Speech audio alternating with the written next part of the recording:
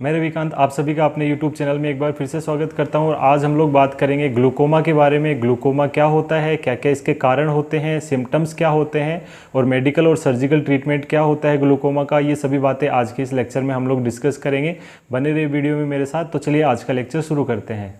अब बात करते हैं कि ग्लूकोमा क्या होता है। तो ग्लूकोमा जो है ग्रुप ऑफ डिसऑर्डर होता है जिसके अंदर जो अपने आईज के अंदर एक फ्लूइड होता है, उस फ्लूइड के बारे में आगे हम लोग पढ़ेंगे। अगर उसका अमाउंट ज़्यादा हो जाता है जिसकी वजह से अपने आईज का जो अंदर का प्रेशर है वो बढ़ जाता है, जिसे हम लोग बोलते हैं इंट्राओक्यूलर प्रेशर। और नॉर्मल ये प्रेशर होता है 10 से लेकर के 21 mm ऑफ Hg। लेकिन कुछ कंडीशन में अगर ये 25 से ज़्यादा हो जाता है जिसकी वजह से अपनी ऑप्टिक नर्व जो है, जो कि विजन के लिए रिस्पॉन्सिबल होती है, वो डैमेज हो जाती है। और डैमेज होने की वजह से क्या होगा, अपना पेरिफेरल जो विजन है वो लॉस हो जाता है और टनल विजन जो है इसे हम लोग बोलते हैं। तो ये कंडीशन में डेवलप हो जाता है। और अगर इस कंडीशन को ट्रीट नहीं किया जाए तो धीरे धीरे जो अपनी जो कंडीशन है ब्लाइंडनेस में डेवलप हो जाती है। इस वजह से ग्लूकोमा को हम लोग जो है साइलेंट थीफ ऑफ आइज भी बोलते हैं। अब बात करते हैं इंसिडेंसेस की। तो जो ग्लूकोमा है वो इंडिया के अंदर जो है सेकेंड लीडिंग कोज होता है ब्लाइंडनेस का आफ्टर जो है कैटरेक्ट यानी मोतियाबिंद। और जो वर्ल्ड में जो है थर्ड लीडिंग कोज होता है after cataract and refractory errors. Second हम बात करते हैं ग्लूकोमा के कोजेज की। तो कोजेज को समझने से पहले जो हम लोग थोड़ा सा आई के स्ट्रक्चर को देख लेते हैं ताकि हमें आगे की जो डिटेल्स है ग्लूकोमा के रिगार्डिंग वो अच्छे से समझ में आ सके। तो ये जो डायग्राम आप लोग देख रहे हैं, इस डायग्राम में हम लोग देख रहे हैं कि जो आई का लेंस होता है और आइरिस मसल जो होती है, ये जो है आई बॉल को जो है दो पार्ट के अंदर डिवाइड करती है। आगे वाला पार्ट जो होता है एंटीरियर चेंबर कहलाता है जिसके अंदर एक्वस फ्लूइड भरा होता है, और पीछे वाला पार्ट जो होता है पोस्टीरियर चेंबर कहलाता है जिसके अंदर विट्रस फ्लूइड भरा रहता है। और जो ये एक्वस फ्लूइड जो होता है इसका फॉर्मेशन जो है, जो लेंस से जुड़ी हुई मसल्स होती है जिसे हम लोग सिलियरी बॉडी बोलते हैं, वो जो है एक्वस फ्लूइड का फॉर्मेशन करती है। और ये जो एक्वस फ्लूइड है वो जो है आइरिस और लेंस के बीच में होता हुआ जो है एंटीरियर चेंबर के अंदर जाता है, और एंटीरियर चेंबर से जो है कॉर्नर्स के अंदर जहाँ पर ट्रेबेकुलर मेसवर्क होते हैं वहाँ पर एब्जॉर्ब हो जाता है। तो ये इसका फ्लो होता है एक्वस फ्लूइड का, यानी सिलियरी बॉडी में फॉर्मेशन होता है। फॉर्मेशन होकर के जो है आइरिस और लेंस के बीच से होते हुए एंटीरियर चेंबर में पहुँचता है, और वहाँ पर दोनों को जो पूरा गोलाई में जो कॉर्नर होता है उस कॉर्नर्स के अंदर जो है ये ट्रेबेकुलर मेसवर्क के अंदर एब्जॉर्ब हो जाता है। अब इसके कारण देखते हैं कि अगर सिलियरी बॉडीज जो है अगर एक्वस फ्लूइड का ज़्यादा प्रोडक्शन करने लग जाए जिसकी वजह से इंट्राओक्यूलर प्रेशर बढ़ जाता है, तो पहला कारण हो गया over production of aqueous fluid. दूसरा कारण होता है कि एक्वस फ्लूइड जहाँ पर एब्जॉर्ब होता है ट्रेबेकुलर मेसवर्क, वहाँ पर अगर वो फ्लूइड वहाँ पर एब्जॉर्ब नहीं हो पाता है तो भी ये हो सकता है। और इसके दो कारण होते हैं कि आइरिस मसल या तो इसको ब्लॉक कर दे फ्लो को, चाहे एंटीरियर साइड में चाहे पोस्टीरियर साइड में लेंस के साथ में मिल करके। तो इस वजह से जो होगा फ्लो जो है ऑब्स्ट्रक्ट हो जाएगा, और फ्लो जब ऑब्स्ट्रक्ट होगा तो इंट्राओक्यूलर प्रेशर जो है बढ़ जाता है। कुछ और भी कॉजेज होते हैं जैसे कॉन्जेनाइटल यानी जन्मजात होता है। अगर प्रेगनेंसी के टाइम में टॉर्च का इन्फेक्शन हो जाए, टॉर्च के ऊपर भी मैं अलग से वीडियो बना दूंगा, तो उस वीडियो में हम लोग टॉर्च इन्फेक्शन को समझ सकते हैं। तो उस वजह से जो है जन्म से ही बच्चे के अंदर जो है ग्लूकोमा डेवलप हो जाता है। इसके अलावा कुछ इंजरी या ट्रॉमा हो जाए या कुछ ऐसी मेडिसिन्स ली जाए जिसकी वजह से प्यूपिल डायलेट होता है, और जब प्यूपिल डायलेट होगा तो आइरिस मसल पीछे की तरफ में पुश होती है जो कि लेंस के साथ में चिपक जाती है, और लेंस के साथ में चिपकने से क्या होगा, जो फ्लो जो है वो ऑब्स्ट्रक्ट हो जाता है। या फिर कुछ ऐसी मेडिसिन ली जाए जिनका ज़्यादा लंबे समय तक यूज किया जाए, जैसे कि कुछ स्टीरॉइड्स मेडिसिन होती है जैसे कि मिथाइल प्रेडनिसोलोन वगैरह है। अगर उनको लॉन्ग टर्म यूज़ किया जाए तो उस कंडीशन में भी ये कंडीशन डेवलप हो जाती है। और अगर डायबिटीज़ मेलाइटस है तो उसमें भी एक क्रोनिक स्टेज के अंदर जो है ग्लूकोमा डेवलप हो सकता है। अब हम लोग जो है ग्लूकोमा के टाइप्स को समझते हैं। तो ग्लूकोमा मेनली दो टाइप का होता है। एक तो होता है कॉन्जेनाइटल यानी कि जन्म से, और दूसरा होता है एक्वायर्ड यानी हमने किसी कारण से जो है ग्लूकोमा डेवलप हो जाता है। तो ये दोनों ही क्या है, वन बाय वन हम इनको देखते हैं। तो सबसे पहले बात करते हैं हम लोग कॉन्जेनाइटल की। तो कॉन्जेनाइटल ऐसा ग्लूकोमा जो कि जन्मजात या जन्म से प्रेजेंट होता है, और जैसा कि मैंने बताया कि मदर को अगर टॉर्च इन्फेक्शन हो जाए तो उस कंडीशन में ये हो सकता है। और ये दो टाइप का होता है, इन्फेंटाइल एंड जुवेनाइल ग्लूकोमा इसको हम लोग बोलते हैं। और मोस्ट कॉमन केसेज में जो है सर्जरी के द्वारा ही इस तरीके के ग्लूकोमा को ट्रीट किया जाता है। और दूसरा जो टाइप होता है एक्वायर्ड यानी किसी भी कारण से जो है डेवलप हो जाता है, जैसे कि ये दो टाइप का होता है, प्राइमरी एंड सेकेंडरी। प्राइमरी का मतलब होता है कि over production of aqueous fluid या फिर ऑब्स्ट्रक्शन ऑफ फ्लो होने की वजह से जो है ग्लूकोमा डेवलप हो जाए। और सेकेंडरी होता है कि किसी अदर डिजीज़ की कॉम्प्लिकेशन की वजह से, जैसे कि मैंने बताया था डायबिटीज़ है, स्टीरॉइड्स का ज़्यादा यूज करना, या फिर आई इंजरी होना,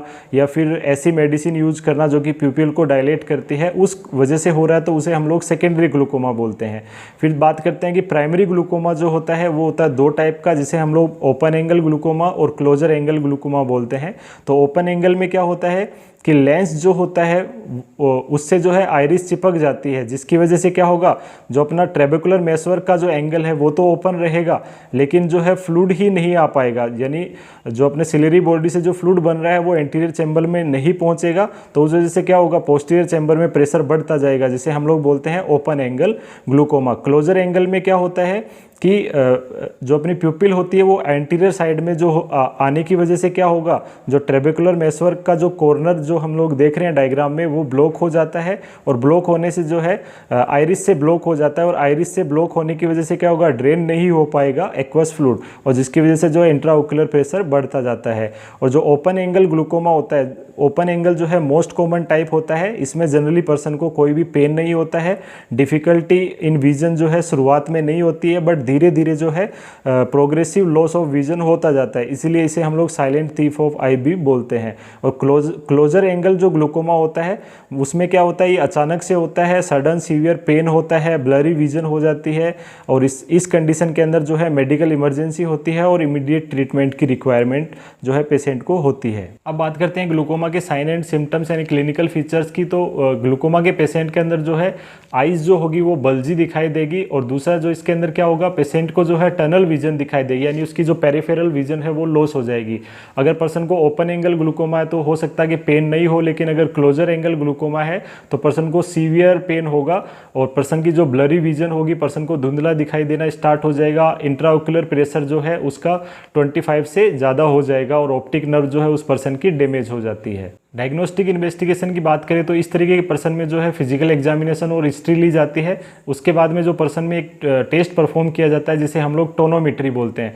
तो ये जो डायग्राम आप लोग देख रहे हैं टोनोमीटर का डायग्राम होता है। इस डिवाइस को जो है केयरफुली परफॉर्म किया जाता है, क्योंकि इस डिवाइस का जो पार्ट होता है उसको जो है कॉर्निया के ऊपर रखा जाता है। कॉर्निया के ऊपर रखने के बाद में जो है ये रीडिंग देता है, और उस रीडिंग से जो है इंट्राओक्युलर प्रेशर को जो है हम लोग कैलकुलेट करते हैं, और अगर ये 25 से ज़्यादा है तो वो ग्लूकोमा हो सकता है। अब हम लोग बात करते हैं ग्लूकोमा के ट्रीटमेंट की। तो सबसे पहले हम लोग बात करेंगे मेडिकल मैनेजमेंट की। तो इसमें पहला जो मैनेजमेंट है वो होते हैं बीटा ब्लॉकर्स। तो इसका एग्जांपल है टिमोलोल या टिमोप्टिक। ये जो बीटा ब्लॉकर्स होती है वो ड्रग ऑफ चॉइस होती है ग्लूकोमा की। दूसरा जो होते हैं कोलिनर्जिक्स होते हैं, जो कि मायोटिक्स होते हैं, यानी ऐसे मेडिसिन जो कि प्यूपिल को सिकोड़ने वाली ड्रग्स होती है, जिसमें क्या होगा, प्यूपिल अगर सिकुड़ेगा तो जो लेंस और आइरिस मसल होती है उसके बीच में जो है फ्लो जो ब्लॉक हो रहा था वो ओपन हो जाता है, और ओपन होने की वजह से क्या होगा, जो ग्लूकोमा डेवलप हो रहा था वो डेवलप नहीं होगा। तो इसका जो एग्जांपल है वो होता है पिलोकार्पिन। तीसरी जो होती है कार्बोनिक एनहाइड्रेज इनहिबिटर, ये एक तरीके की डायरेटिक्स होती है, जिसका एग्जांपल है एसिटाजोलामाइड, जो कि एक्वस फ्लूइड के फॉर्मेशन को कम कर देती है। तो ये तीन तरीके की मेडिसिन जो होती है वो ग्लूकोमा को ट्रीट करने के अंदर हेल्प करती है। और एक और पॉइंट है कि ग्लूकोमा को जो होता है क्यूरेबल डिजीज नहीं होती है, इसलिए इस तरीके की जो मेडिसिन होती है उस पेशेंट को लाइफ लॉन्ग लेनी रहती है, क्योंकि ये जो है क्यूरेबल नहीं होता है मेडिसिन से, इसलिए जो सर्जिकल मैनेजमेंट के द्वारा ही इसको टोटली क्योर किया जा सकता है। अब हम लोग बात करते हैं सर्जिकल मैनेजमेंट की। तो वन बाय वन देखते हैं। तो पहला सर्जिकल मैनेजमेंट होता है ट्रेबेकुलोप्लास्टी। ट्रेबेकुलोप्लास्टी में क्या करते हैं, लेजर के द्वारा जो है ट्रेबेकुलर मेसवर्क जो होता है उसको रिकंस्ट्रक्ट किया जाता है, ताकि जो फ्लो जो हो रहा था एक्वस का वो ब्लॉक हो रहा था वो दोबारा से स्टार्ट किया जा सके। दूसरा जो सर्जिकल ट्रीटमेंट होता है वो होता है आइरिडेक्टोमी। आइरिडेक्टोमी क्या करते हैं कि आइरिस में कट लगाया जाता है, लेजर के द्वारा ओपन किया जाता है आइरिस को, ताकि जो ब्लॉक हो रहा था फ्लो वो दोबारा से ओपन किया जा सके। तीसरा जो होता है वो होता है साइक्लोक्रायोथेरेपी। साइक्लोक्रायोथेरेपी में क्या करते हैं कि सिलेरी बॉडी के कुछ पार्ट को जो है लेजर के द्वारा क्रायोथेरेपी के द्वारा जो है डिस्ट्रॉय किया जाता है, जिसकी वजह से क्या होगा कि जो एक्वस का प्रोडक्शन हो रहा था वो डिक्रीज हो जाएगा। और चौथा सर्जिकल मैनेजमेंट होता है स्क्लेरोटोमी, यानी स्क्लेरा के अंदर जो अल्टरनेट ओपनिंग मेड की जाती है, जिससे जो एक्वस का फ्लूइड होता है वो बाईपास किया जा सके।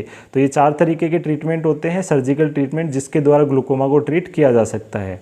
नर्सिंग डायग्नोसिस की बात करें तो पेशेंट के अंदर जो है चार नर्सिंग डायग्नोसिस हम लोग बना सकते हैं। पहला होता है acute pain because of increase intraocular pressure. दूसरा होता है self care deficit because of loss of vision. Third होता है रिस्क फॉर इंजरी, और फोर्थ होता है fear and anxiety due to potential loss of vision. अगर आज का वीडियो कुछ भी इन्फॉर्मेटिव लगा हो तो वीडियो को लाइक और शेयर जरूर कर देना, चैनल को सब्सक्राइब कर देना और बेल आइकन पे जरूर क्लिक कर देना ताकि रेगुलर वीडियो अपडेट्स आप तक पहुंच सके। Thank you very much.